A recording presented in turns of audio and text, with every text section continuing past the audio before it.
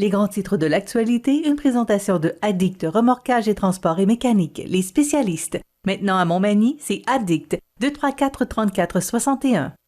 Addict Remorquage et Transport, des professionnels qui peuvent vous aider dans une situation d'enlisement ou simple remorquage. Grâce à ses équipements de haute performance, Addict, c'est aussi le service de transport de tout genre et de mécanique. Maintenant à Montmagny, c'est Addict Remorquage et Transport au 234-3461.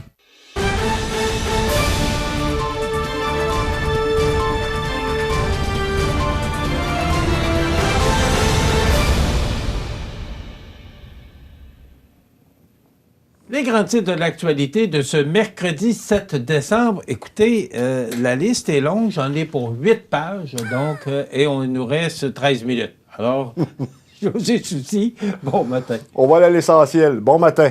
Écoute, les sujets ne manquent pas. Il y a beaucoup de sujets dont on pourrait discuter dans le cadre des grands titres de l'actualité. Alors, on va commencer parce que José était présent hier et on vient d'écouter l'entrevue avec Daniel Letourneau, présidente, et Francis Rouleau, directeur général. C'était hier soir et tu étais sur place, l'Assemblée générale annuelle du magasin Coop IGA Extra de Montmagny. Qu'est-ce que tu retiens, José? Bien, Michel, il y a des bonnes nouvelles et il y a des moins bonnes nouvelles. On va commencer par les bonnes nouvelles. Il y a une augmentation du chiffre d'affaires de 3 400 000 sur l'année précédente.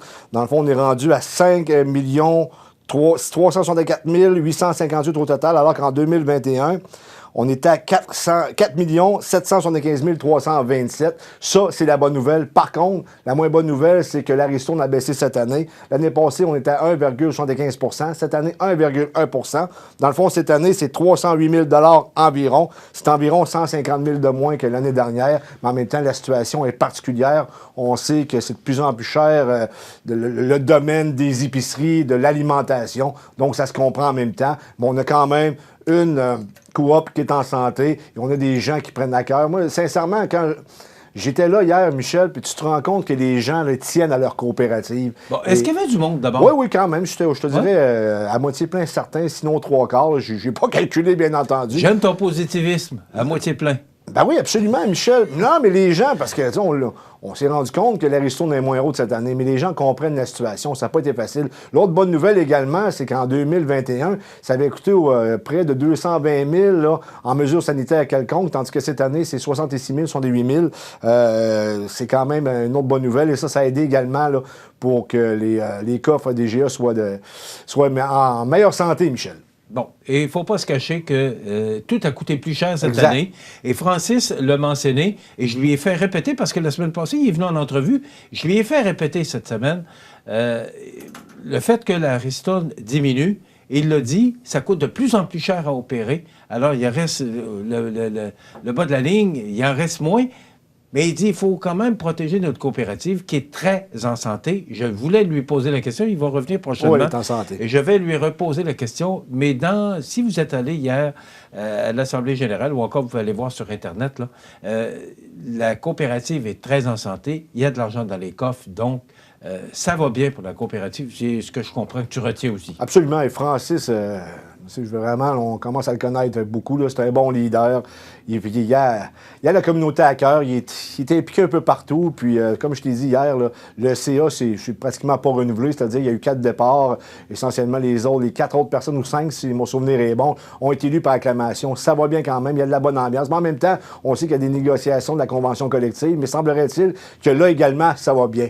Donc, souhaitons que ça se résorbe le plus rapidement possible. Pour le bien de tous et le bien de la communauté, d'ailleurs.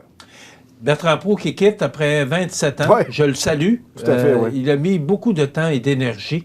Et tu sais, José, tu parlais du conseil d'administration. Ces gens-là sont importants parce que c'est une coopérative, ça prend un conseil d'administration.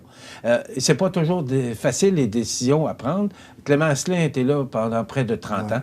Et là, Daniel Letourneau qui demandera un deuxième mandat. Bravo pour ce que vous faites, les conseils d'administration. Bravo à Francis Rouleau. Bravo à tous les gens qui achètent dans leur coopérative et qui encouragent leur coopérative, qui fait que c'est un joueur important au niveau de l'économie de la région. Michel, on remet encore 100 000 $ dans le milieu à divers organismes. C'est pas rien, là. L'impact de la coopérative, ça fait sentir partout à Montmagny dans la région. C'est 15 millions de réinvestissement dans la région au niveau des achats locaux et c'est 5 millions de salaires. Il ne faut toujours pas oublier ça. Absolument. Écoute, j'ai été un peu surpris de ta nouvelle Moi ce également. matin. Mario Quentin, qui est un fervent politicien, qui aime la politique, Absolument. parce qu'il me l'a déjà confié, 9 ans au conseil municipal de Berthier-sur-Mer, qui claque la porte. Absolument, c'est réellement claqué à la porte. Là. Il est parti d'une façon amère, disons-le.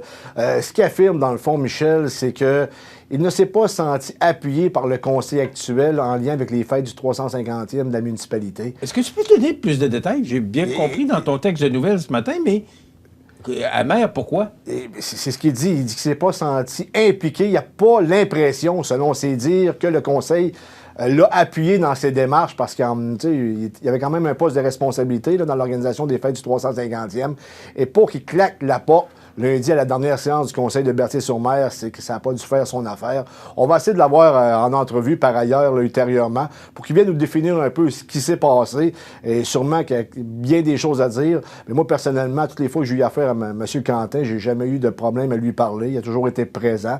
C'est sûrement peut-être des conflits de personnalité. On va en savoir davantage, mais une chose est certaine, c'est qu'il va y avoir des élections municipales à Berthier-sur-Mer. Puis bien entendu, ça ne se fera pas avant les fêtes, ça c'est clair. Là. Le temps qu'on fasse les mises en candidature. Et il y a des délais respectés, puis des oui, procédures. sûrement, mais je m'attends qu'au mois de janvier-février 2023, là, on va aller en élection du côté de la municipalité de Berthier-sur-Mer. Écoute, je vais communiquer avec lui aujourd'hui. On va essayer de l'avoir en entrevue pour qu'il nous explique davantage, là, c'est quoi les raisons qui l'ont poussé à quitter le conseil municipal de Berthier-sur-Mer. Donc, Mario Quentin, qui quitte son poste de district numéro 3 au conseil municipal de Berthier-sur-Mer. La gestion libérale au fédéral, fortement critiquée. C'était hier le rapport de la vérificatrice générale. Elle n'a pas été tendre. Écoute un peu, là. Elle a appelé les termes comme... d'ailleurs, on peut comprendre, parce que c'est surtout sur la PCU. Là. C'est pas juste sur la PCU. Oui, il y a la PCU, mais le Canada est sur le point de se débarrasser de 1 milliard de dollars de vaccins COVID avant la fin de l'année, en plus de dizaines de millions d'autres doses qui ont déjà expiré, selon les dires de la vérificatrice générale. Et lorsque Diane Leboutillier, qui est la ministre du Revenu national, a été questionnée sur plusieurs enjeux relativement au rapport de la vérificatrice générale, la réponse de Mme Leboutillier, ça semblait être, ou comment je te dirais, d'enlever de la crédibilité à la vérificatrice générale à l'effet qu'elle ne ferait pas un bon travail. Là, je pense qu'on essaie de se défendre du côté du gouvernement libéral. Mais Michel, au Canada, il n'y en a pas de problème. L'argent pousse dans les arbres avec Justin Trudeau. Et 1 milliard de dollars en dose, il n'y en a pas de problème. Non, Pousse dans les arbres. 1 milliard! 1 milliard! Tu penses-tu que tu n'en règles pas des problèmes avec 1 milliard? Écoute, ça, c'est une chose par rapport aux médicaments, là, aux vaccins, mais aussi, c'est qu'on a de la difficulté à recouvrer l'argent qu'on a donné aux gens, là, parce qu'il y a des entrées d'argent qu'on doit percevoir. On a de la difficulté. Et là, on dit, ben non, inquiétez-vous pas, là, on est en bonne posture. Ça semble pas le cas. Alors, c'est beaucoup d'argent, c'est des milliards et des milliards. On est 1000 milliards de dettes maintenant au gouvernement fédéral. Écoute, quand tu regardes l'augmentation des taux d'intérêt, et à chaque fois, parce qu'on va en parler dans quelques instants, à chaque fois que le taux d'intérêt de la Banque du Canada augmente, le taux directeur, ben la dette, qu'elle soit provinciale ou qu'elle soit fédérale, la dette, là, et tu pensais que si ça augmente de 2-3 sur 1000 milliards, essayez d'imaginer, là, vous avez des emprunts, ça augmente de 2-3 bien, imaginez-vous quand on parle de 1000 milliards, alors c'est épouvantable, les intérêts qu'on paye sur la dette, et on s'endette de plus en plus, parce que là, comme on n'est pas capable de rembourser, bien, la dette augmente, et c'est une balloune qui gonfle tout le temps, et il va falloir un jour la dégonfler, la balloune, mais c'est pas moi, c'est peut-être pas toi, José, c'est nos enfants et les enfants de nos enfants qui vont avoir, parce qu'un jour, tu sais, aujourd'hui, José, tu vas aller au restaurant, tu vas payer avec ta carte de crédit. Bon, bien, tu sais que le compte va rentrer à la fin du mois. Il faut que tu sois capable de le payer, avec ça. parce que sinon, tu vas payer des intérêts. Mais si tu ne payes pas dans 2 mois, là, tu vas payer des intérêts sur les intérêts, et ça finit plus, là. Et c'est là que la ballonne gonfle. Et c'est exactement ce qu'on vit, tant au provincial qu'au fédéral. Bien, je pense que ce qu'on devrait faire, c'est qu'on devrait déclarer faillite le Canada et repartir sur un autre nom. Ça serait Canada, mais je mettrais un H à la fin. Mais on repartirait sur un autre nom, comme ça se fait ailleurs, là, parce que je pense qu'on ne sera pas en mesure de payer ça avec la gestion actuelle. Écoute, Michel, juste là, pendant, je ne sais pas si c'est terminé, la commission d'enquête sur les événements d'Ottawa, l'occupation de la capitale fédérale, la vice-première ministre est passée, je pense, voilà 2 semaines, et à un moment donné, le juge a arrêté les audiences. Pourquoi? Parce que madame n'entendait pas dans son oreillette. Comment ça se fait que tu te présentes devant un juge et que tu as une oreillette pour te faire dire quoi dire? Alors, on la voit, là. On la voit dans la vidéo, elle fait. c'est ça. Hein? OK. Écoute, aujourd'hui, José, c'est l'annonce de la Banque du Canada par rapport au duo directeur. Et selon Clément Gignac, économiste, là, il serait étonné que la Banque du Canada nous dise qu'ils vont se mettre... ce qu'il croit, c'est que je serais étonné que la Banque du Canada nous dise qu'ils vont se mettre sur les lignes de côté pour examiner les impacts économiques, suggère l'économiste Clément Gignac. Donc, est-ce qu'ils vont augmenter? Moi, ce que j'ai entendu récemment, c'est qu'ils vont peut-être y aller avec la pédale douce, là, si ils augmentent le taux directeur aujourd'hui. Ça peut ressembler peut-être à 1/4 de point, là, mais je serais surpris que...